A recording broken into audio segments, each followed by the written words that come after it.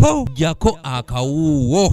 Oyo baba yali antulugunya naye nga mukazi we mugamba ko tanfaako. Ebikolwa ebyokukaka abaana b'obuwala ko n'abakyala omukwano embuto ze bateeyagalidde ko n'okufumbirwa nga tebanneetuuka byeyongedde nnyo mu disitulikiti y'e Kasese ng'era okunoonyereza kulaga nti mu bbanga ery'omwezi ogumu n'ekitundu gwe twakatambulako ku mwaka guno emisango egisoba mu 30 gye gyakalooperwa egyekuusa ku mbeera eno mu disitulikiti eno.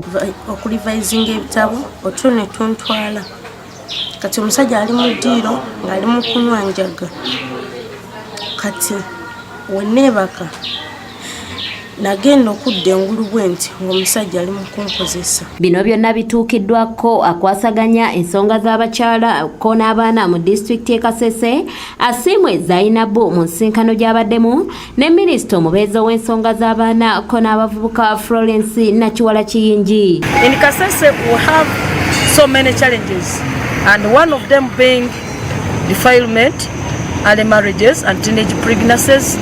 It is actually on high rate. We have some counties that you cannot spend a week without getting like 2 cases of defilement.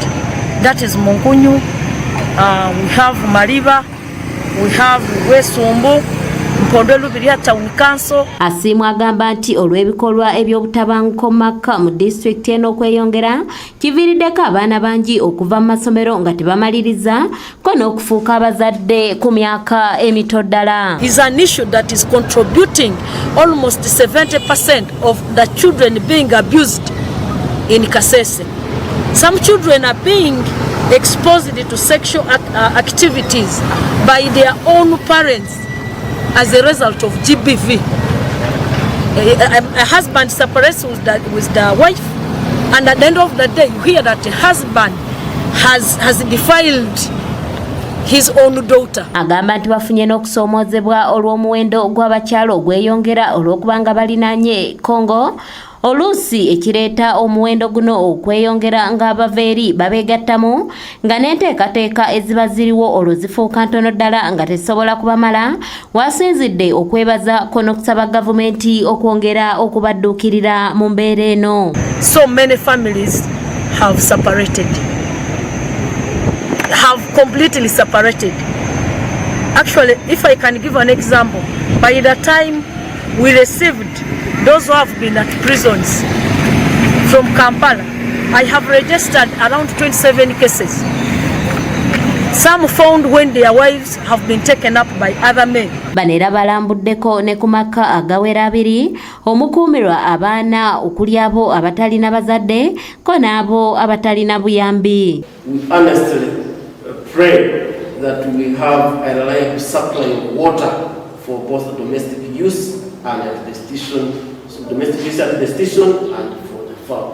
This area is a arid place, and when it is dry season. Minisita Nakiwala Kiyingi ategeeza nga bwe bagenda okukola okunoonyereza ku bifo omukuumirwa abaana ebitalina bisaanyizo biggalwe. Twakaggala amaka 169 mu Uganda agasangibwa nga galina abaana ate nga tegalina lusa kubeera n'abaana. Twagala nnyo tuyambe naye tetuyamba mu bumenyi bw'amateeka.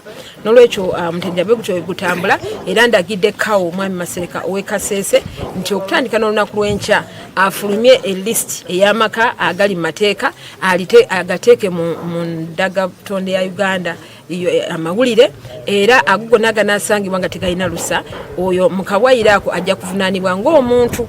Ono era anokoddeyo n'ekyabaana b'abakuumi abafiira mu bulumbaganyi bw'obusinga bwa Rwenzururu nga bwe balina okuŋŋaanyizibwa balaba engeri gye bayinza okuyambibwamu. Reach out to the widows of Rwenzururu, soldiers and people who are victims of this great scourge and the people who passed on recently.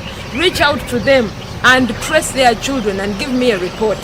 Together with my partners in source in this region, we should have a report in say 1 month to assess the condition that these people are living in. Minisita bw'atyo asabye ne Ministry ekwasaganya eby'amazzi okulaba nga amaka omukuumirwa abaana bafuna amazzi amayonjo. Nolwekyo nze wano okulaba ebizibu era kubyenda bye tebalina mazzi. Abantu abaddukanya amaka g'abaana e Kasese ne Fotokoto tebalina mazzi mayonjo nolwekyo ekyo kizibuwazza nnyo emirimu okutambuza abaana mu kitundu kino. Kati nsaba minisitule y'amazzi ekwataganeko bunnambiro n'amaka gano era bintu baba basimirayo oluzi olumpi shallow wells okulaba nti abaana baffe basobola okulabirwa mu budde buno bwa covid.